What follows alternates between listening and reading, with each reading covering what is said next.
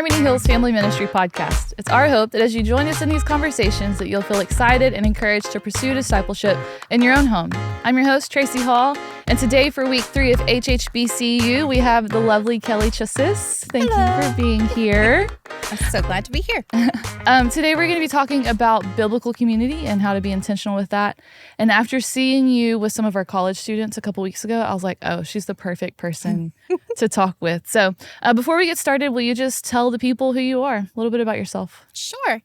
So my husband, Mike, and I have been married for 14 years. We have 2 little boys, not so little anymore, Andrew and Ian. And I've been a member at Harmony Hill for about 17 years now. Oh, wow. So it's been a minute. Yeah. I'm involved in the choir and missions, and we lead a college group and a young adult group, and we're in an adult group. So, we do all the things. You are busy. A little bit. Yeah. That's amazing, though. Okay. So in this week's sermon, Todd had one of the points of Scripture is a gift from God that is delivered through human vessels. And because of that point, the lab work is focusing on how we are intentional with the people in our life so that we can pass the gospel on. So with that in mind, will you explain a little bit about your biblical community? You just gave a little bit, but a little bit more. Who's in it, how long you've been in it, what it looks like, all the things. Sure. So ours has kind of shifted quite a bit through the years. When we first started coming to Harmony Hill, we were in a young married group, and it was great. We met like our mentor couple. They were so impactful in our lives and just really poured into us and just showed us love and family. And they had 2 boys, and then we had 2 boys, and it just it flowed really well. But then after I got pregnant, we decided to step away from that group. We were actually leading it at the time, like transition, life happened. And we just felt really alone. Like after we had kids and we didn't have a life group that we called our own. And it was really lonely and it was rough. But then I did a musical with the church and I met Susan. And Susan and her husband lead an adult life group, and she and I really hit it off. And so we're like, yeah, we'll go try out their life group. Yeah. Can't hurt.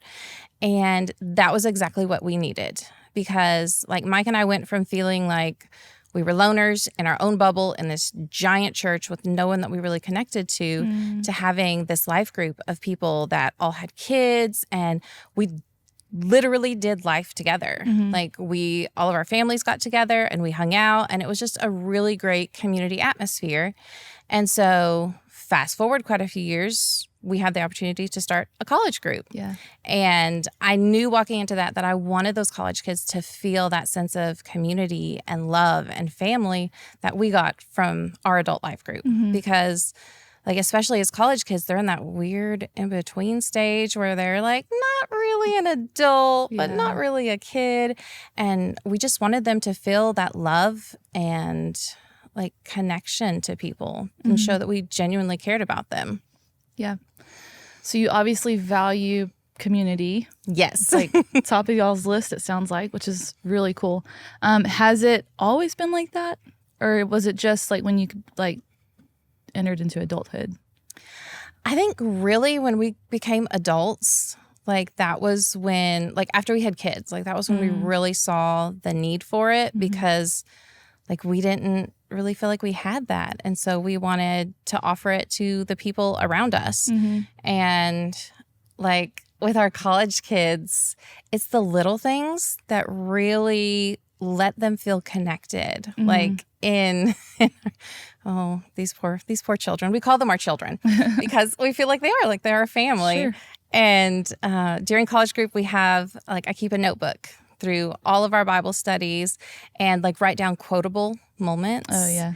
And so one of our guys, we're studying Job right now. And we were talking about Job and the maggots that infest him when he's going through all this, all his trials. Yeah. And he piped up when we were talking about how to apply it. And he's like, we need to be like maggots to our friends. And we're all like, I'm sorry, you did what now? It's like, yeah, because those maggots, they like stuck to Job. They were closer than a brother. And we're like, oh, okay, I get it. That makes sense. It goes in the quotable book.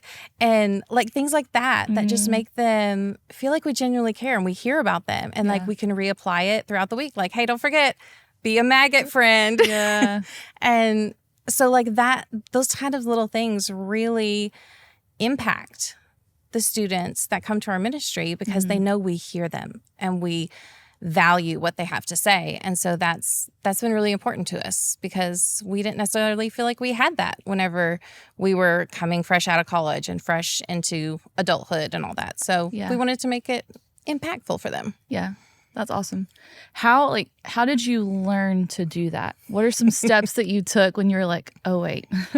Trial and error. Yeah.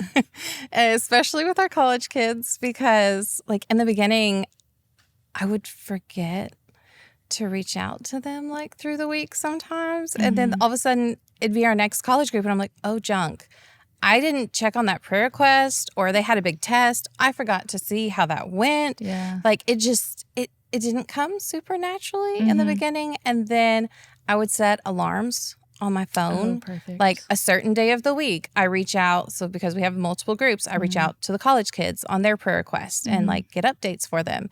And then a different day of the week, I'd check on our Yo Pros and be like, hey, how's this going? You know, how did your, day at work go that you were not excited about? And so that became like a pretty easy thing to apply, like staying in that constant communication. And then for the girls in our group, I made it a point whenever we'd first have a new girl come in, we would meet for lunch or at least coffee and have that one-on-one time to really get to know them. Yeah. Because when you're in a group setting, they don't always feel like sharing everything about their life. Right. And like you can tell they have things they want to talk about and share so that you can get to know them. And so I've tried to be very intentional about setting that lunchtime, like one day a week. I go to lunch with somebody that's in our college or Yo Pro group so that, they feel that connection on a deeper level and not just, hey, I'm glad you came. Right. Good on you. But that I actually know them and know what's happening in their lives. Yeah, that's awesome.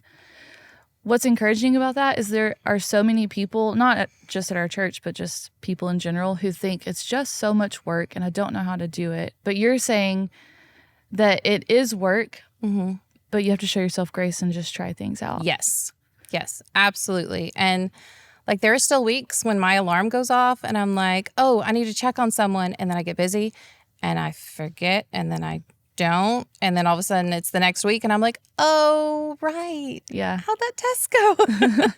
But, we're human. And that's something else that we've tried to be really upfront with our group about, like especially sharing prayer requests, that we're human. Yeah. We have issues in our life just the same as they do. And so we share that with them because if we're vulnerable about what's going on with our family and our ministry and just anything that's happening with our lives, they will be more apt to be vulnerable with us because they know we're being real and we're a safe place for them to share whatever's happening with them. And so I feel like they have a lot of grace for us when it comes to that they know we're human and I'm going to forget to text you back for 3 days. And then all of a sudden I'm going to pick up the conversation and okay, here we go. Yeah. So I definitely think that is important just to have grace for yourself and know that everyone knows you're human. Yeah. In the last 6 months or so, I've had this favorite question that I love to ask, which is, what was the cost of pouring into these communities? You said being vulnerable. That's costly. That really is. That's a big one. Yeah. Especially for me because I don't like to get super vulnerable with people. Who does really?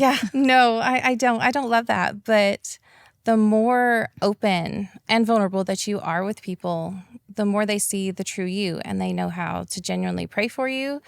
And it creates such a deeper bond with people. Yeah, for sure. The balance of that is that you gain so much more. So what have you gained from these relationships?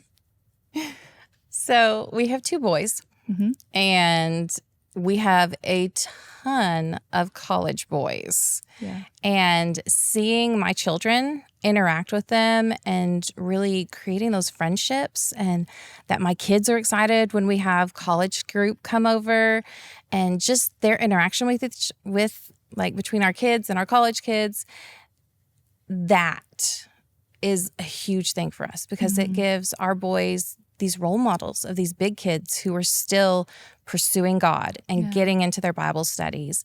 And it's a beautiful thing to witness. And then I don't have girls. So I tell people I don't need to have any girls because I have a house full of girls. Yeah. Like I have all these college girls that come to our group. And whenever I have like the strange desire to get my nails done, or I want to go out to a fancy little lunch, I have all these girls to call on because like they're part of our family. And so I feel like I've gained a house full of children. Yeah. And it's amazing. I love it. It's just very fun. Yeah, that's awesome. You know, when Andrew and I first got married, I told him, and this is before I was called to girls ministry, I told him God's going to give us boys because he knows I don't know how to do girly things. And so we just thought we'd have a house full of boys. Well, then this last week at our college life group, our table was full of boys. There was 1 girl and like 8 boys. And I was like, our house is full of boys. This is not what I thought it was going to look like, but I'm grateful for it. So that's a really cool point that you've made there. All right. I have one last question. This went super fast, but what encouragement do you have for people who are watching and they're like, well, that's precious. Kelley's awesome, but I'm not. And so I can't do that. What would you say to them to step into the hard part of building community? You absolutely can do this. And all of us have smartphones, and you can literally set a timer and be like, and say, reach out to so-and-so. Reach out to them. Send them a quick text message. It doesn't have to be this long, drawn-out phone call. Just a quick text message makes all the difference in creating that community with somebody so that they're like, oh my goodness, she was thinking about me and she took the time to text me. Like it makes a huge difference. Or if, you're more of a write a letter, getting a handwritten letter in the mail is amazing. World changing. Absolutely amazing. Yeah. And so, whether you're young or old, you can do either one of those things super easily. And it just makes someone feel special, and there'll be a deeper connection with that person. And they'll be like, all right, I want to get to know them better. That was really thoughtful. Yeah. So that's awesome. That's great. Well, thank you for your time today. Sure. And thank you for joining us for this episode. We hope that you'll like, share, and subscribe, and we'll see you next time.